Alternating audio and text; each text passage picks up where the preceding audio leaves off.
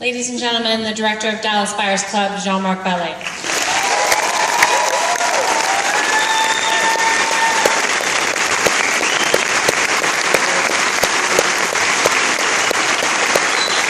Thank you.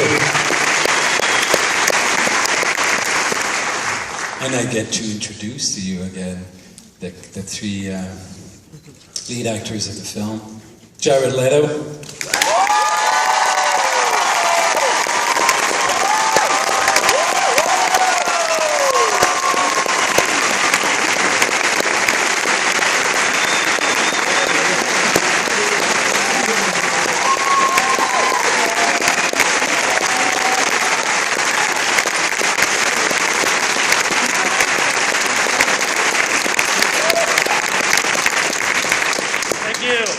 Thank you very much. Jennifer Garner.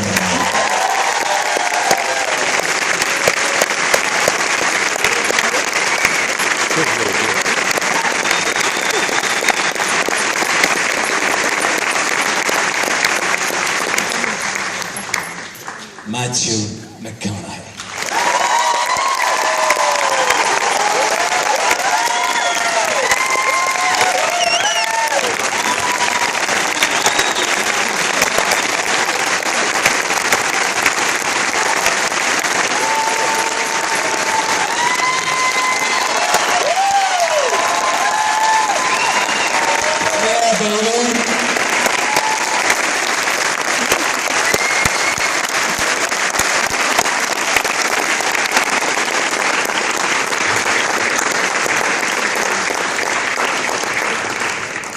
We're going to start off by asking a few questions on the stage before we bring it to the audience. First off, I'd like to ask Jean-Marc.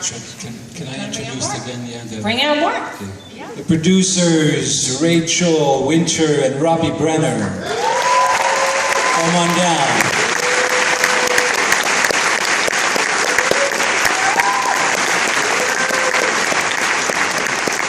And the screenwriters, Greg Borton, Melissa Wallach.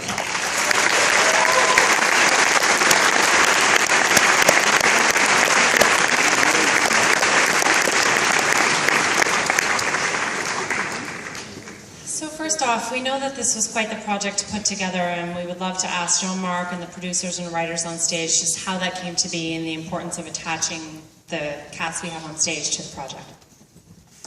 Robbie, you want to start with this one? You're great. Repeat the question. How did it all start? That's it. It started with a letter from a friend of mine who was in London who sent me an article from The Independent on Ron Woodruff. And it was just an amazing article about the international gray market and the buyers clubs. And I wrote a letter to Ron that was unreturned. And I called him a few times, and one day he picked up the phone. And he said, if you can be here tomorrow, you can interview me. So I got in my car and drove to Texas and spent 3 days with him. And that was the start of a very long journey. 20 years ago, right?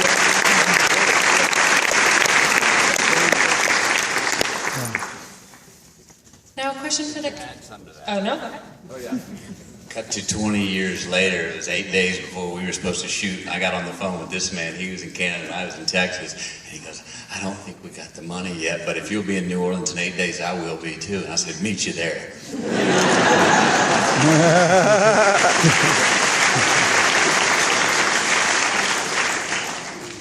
Now I'd like to throw it to all of the cast on stage. This is obviously a very physically demanding performance for everybody and an important story in the HIV and LGBT communities in particular. So if you could talk about each of you, how you negotiated that throughout the shooting process, that would be great.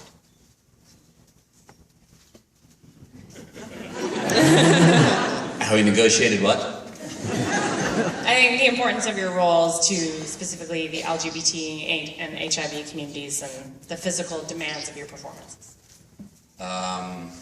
Physical demand of it. I actually had a lot of energy at that weight. My wife wasn't too fond of it. I mean, it was what was needed for the role, to be true for the role. So that's I've been asked that question a lot about how hard was it to lose all the weight. I mean, 4 months out, when I knew this was the guy that I was going to go be, that was the easy decision. It would have been embarrassing to be standing here looking like I do now, playing the guy. So that really wouldn't have worked. So the diet part, the getting down there was easy. After that, it was more for me, it was Ron dealing with different variations of rage. And rage, that was the main emotion that I was dealing with, trying to understand, because I'm much more of a diplomat myself than Ron Woodruff was. But from rage to the desperation, the fear, and the isolation that the guy had, that was the main stuff that I was dealing with as an actor, anyway.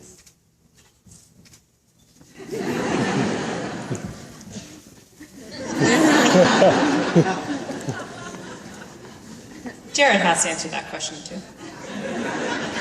No, I don't.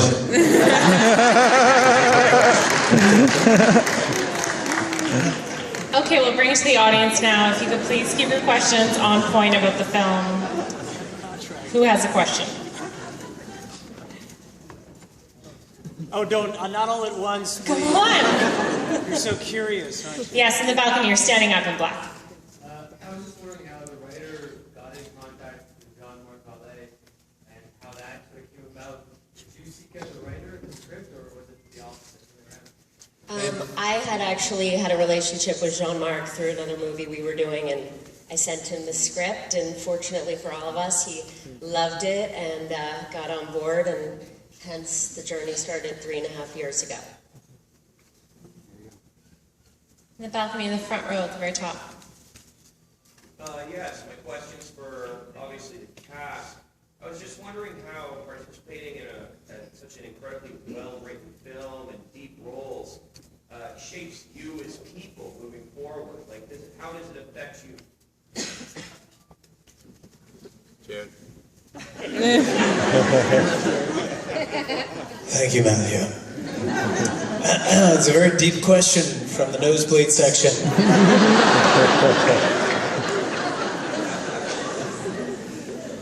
I was hoping to get a drunk participant out there. Easy and light. What was it like wearing high heels? Was it difficult shopping for a bra? How did you choose your wigs? You know, I'm a big believer that everything you do in your life affects everything else that you do in your life. You know, we're here for a really special reason. We're celebrating art and creativity, film, dreams. And I think that's probably what I took away from this, is the importance of dreaming. I think all of these people were the most amazing dreamers. There were people who were unwilling to be said no to. They were unwilling to give up.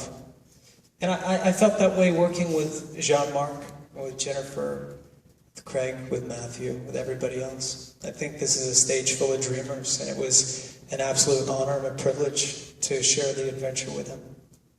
Yeah.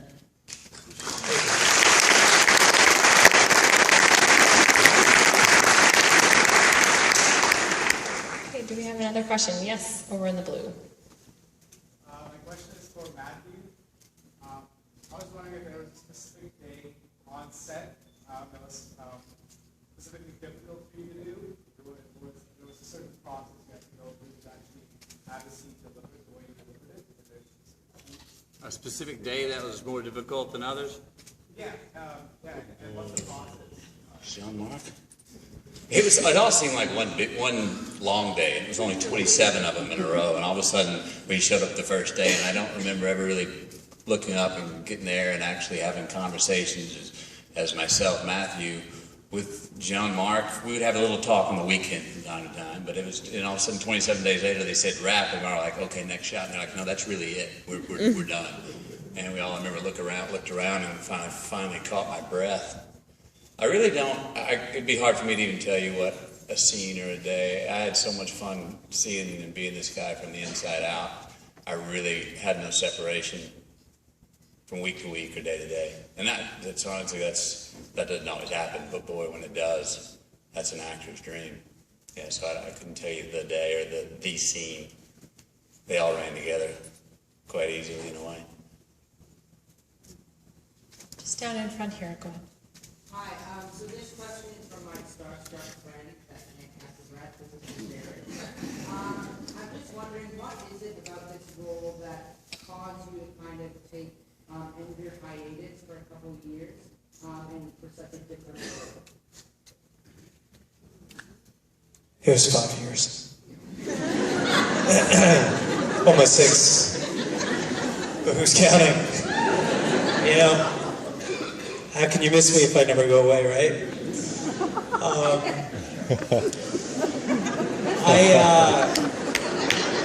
It's true.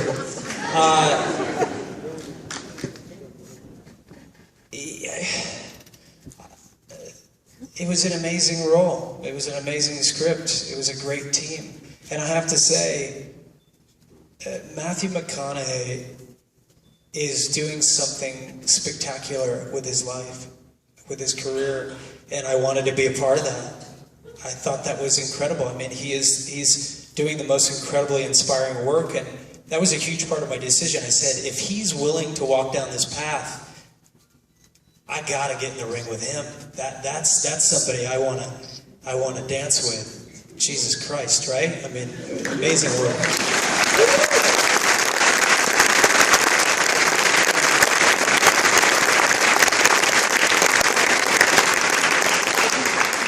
Okay, next question. I think I see someone.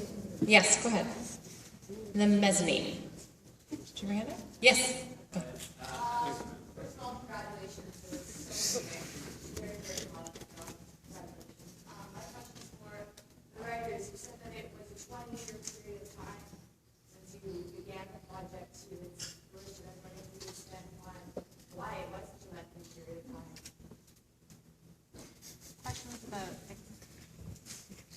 Question was about expanding on the Time it took to get the project together. It seems like a really long time, and it is, but it's just the subject matter is difficult. The subject matter is difficult to make palatable and get people enthused of how you would actually bring people into a theater. I don't know why. That's not really a question for us. We've just been pushing it up a hill for 20 years. And it's gotten very close at different times. But again, I guess to piggyback on Jared, it just took somebody like Matthew who was like, we're going to make this happen. You know, and then all these other people up here to make it happen so that no one could say no. And really, we were on the ground 2 weeks in Louisiana, and we still had no money. So people were still saying no, and we were all there.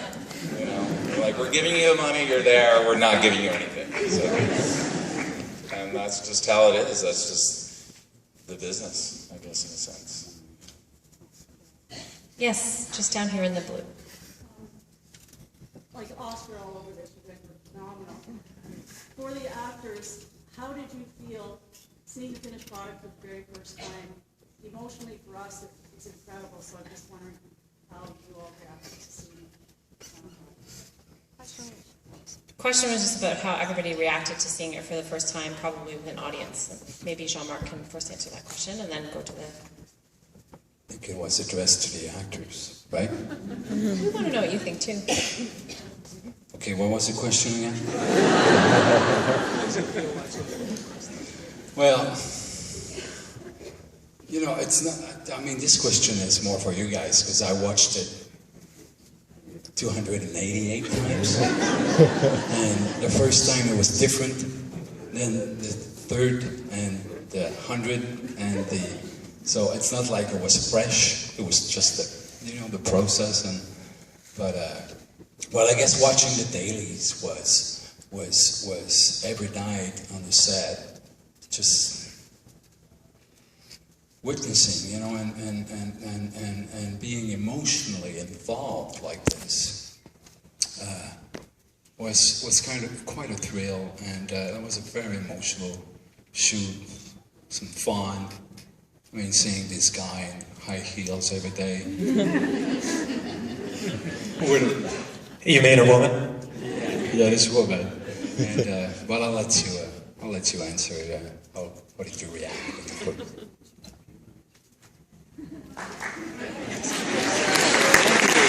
Thank you very much. The first time I saw it was on a computer screen, and it wasn't finished yet, and I couldn't believe how big it was. And I kept thinking, if people could only see how this tiny crew that would take maybe the first couple of rows scrambled around, and how we just never stopped shooting.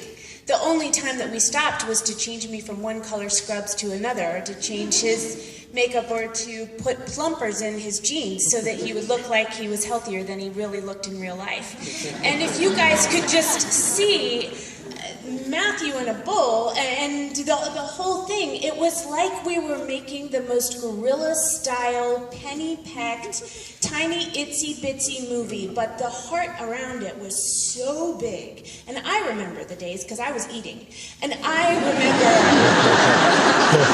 remember very well the days that were hard, and I remember the moments, and I remember these two brilliant actors next to me, these gorgeous men looking terrifying, and just having every emotion so right behind their skin that we never knew what they were going to do, and not always in a good way, sometimes in kind of a scary, is there security around way. And I remember being nothing but totally inspired and in awe, and just trying to stay on my mark and not screw either one of them up.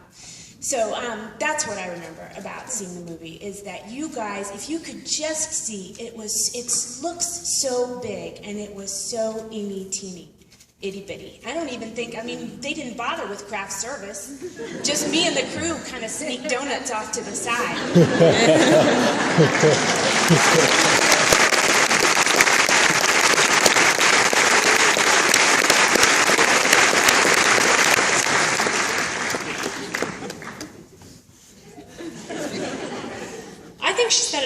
I think she said it all. I haven't seen the film yet. Shh. True story.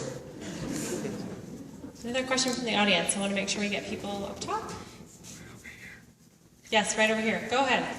Oh yeah, so pursuant to Jared's request, I'm not drunk, but this is the light question, which is, this is a pretty intense movie for all of you, all the way through. So how did you keep it light? Because I'm assuming you can't maintain that intensity for the entire 27 days. So what are the kind of things y'all did to keep it light?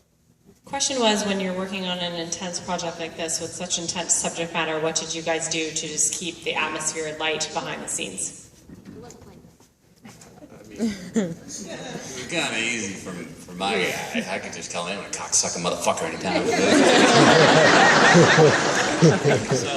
So yeah, if it was getting too heavy on the day, Ron would just cuss a lot. Maybe laugh and look at each other and go, "You think that was too much?" I think we hit it right on the meter. It was, there wasn't those times on this film, as Jennifer spoke of, there wasn't those times that we finished a scene, then we'd go hang out and go, "So what'd you do this weekend?" Honestly, there just was not those times. People always ask the question, "So what was the best prank?" There was no time for a prank. There's no energy for a prank. And there's no funny reel at the end of it, because we sure as hell didn't have time to go, "Okay, we got it, now let's do the loop version that everyone laughs at and sees the funny takes." It just really wasn't. You're on to the next take. You finish one scene, and Jean-Marc may not even turn off the camera. And, the one time I remember, the one light we had was my driver pulled up to drop me off at that trailer and walked in, the camera was rolling, and my driver started to back out. And he goes, no, the light is perfect there. And it was the car light. From the outside, they'd run out and tell my buddy Cheney, "No, keep the car right there, man. You're our grip." So that, in hindsight, was part of the fun, is that we all had our head down and we're just in it. And it's fun when you feel like you're doing good work and you're getting the day, and it feels like, you look at each other at the end of the day and we're like, "Yeah, okay, I think we got it." There was one good laugh, one good fun moment. Jared, Ray arrived on the set, very sexy, high heels, dress, wig, everything. And she was there looking at her.